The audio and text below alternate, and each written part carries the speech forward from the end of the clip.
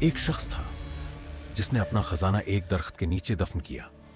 جب وہ واپس آیا تو خزانہ غائب تھا، نہ کوئی چور، نہ کوئی گواہ، صرف ایک درخت اور ایک خاموش عدالت۔ لیکن پھر قاضی نے ایک سوال کیا جس نے سب راز کھول دیے۔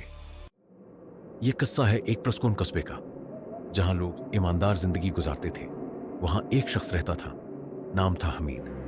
حمید ایک سفر کی تیاری کر رہا تھا، اللہ کے گھر کا سفر، حج۔ لیکن جانے سے پہلے ایک فکر اسے ستا رہی تھی، اس کی زندگی کی کمائی، یہ سب کچھ کہاں محفوظ کرے۔ رات کے اندھیرے میں ہلکی چاندنی کے نیچے حمید خاموشی سے شہر کے کنارے گیا۔ وہاں ایک پرانا ارنڈی کا درخت کھڑا تھا۔ حمید نے کانپتے ہاتھوں سے درخت کے نیچے زمین کھودی اور سرگوشی کی، اے اللہ، یہ تیری امانت ہے، جب تک میں تیرے گھر سے واپس نہ آ جاؤں اس کی حفاظت فرما۔ مہینے گزر گئے، حمید حج سے واپس آیا، دل مطمئن، روح پرسکون۔ لیکن جیسے ہی وہ درخت کے قریب پہنچا اس کے قدم رک گئے۔ زمین ڈھیلی تھی، اس نے کھودتا گیا، مگر کچھ نہیں ملا، نہ تھیلی، نہ خزانہ، کچھ بھی نہیں۔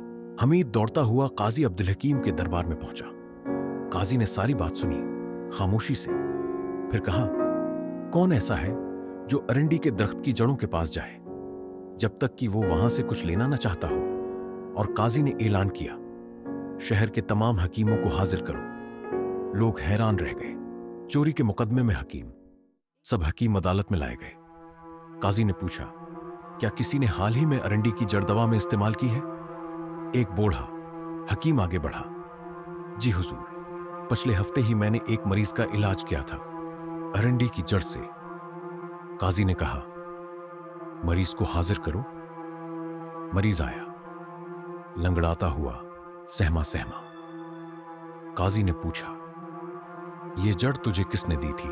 مریض نے کانپتی آواز میں کہا، میرا نوکر عمر کو بلایا گیا۔ وہ آہستہ آہستہ عدالت میں داخل ہوا۔ قاضی نے نظر جمائی اور پوچھا، یہ جڑ تم نے کس درخت سے لی تھی؟ عمر کی آنکھیں ڈگمگائیں، سانس رک گئی، پھر کانپتے ہاتھ سے اسی درخت کی طرف اشارہ کیا۔ قاضی نے حکم دیا، حمید اور عمر دونوں اس درخت کے پاس جائیں۔ وہ گئے۔ حمید نے جگہ پہچانی، ہاں، یہی وہ درخت ہے جس کے نیچے میں نے خزانہ دفن کیا تھا۔ عمر کی ہمت ٹوٹ گئی، وہ زمین پر گر گیا، زار و قطار رونے لگا۔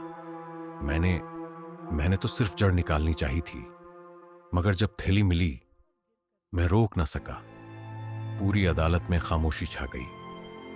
حمید نے اپنا خزانہ واپس پایا اور قاضی نے گہری آواز میں کہا، چور سمجھتا ہے کہ کوئی نہیں دیکھ رہا، لیکن اللہ اوپر سے دیکھ رہا ہے۔ سچائی زمین کے نیچے سے بھی اگاتی ہے۔ جھوٹ کچھ دیر چھپ سکتا ہے مگر ہمیشہ کے لیے دفن نہیں رہتا۔ اللہ سچ کو وقت پر ظاہر کرتا ہے، کیونکہ وہ وہی دیکھتا ہے جو کوئی اور نہیں دیکھتا، اور وہی بہترین منصف ہے۔ یاد رکھو، ہمیشہ سچائی کا انتخاب کرو، کیونکہ ہر راز کا ایک گواہ آسمانوں کے اوپر موجود ہے۔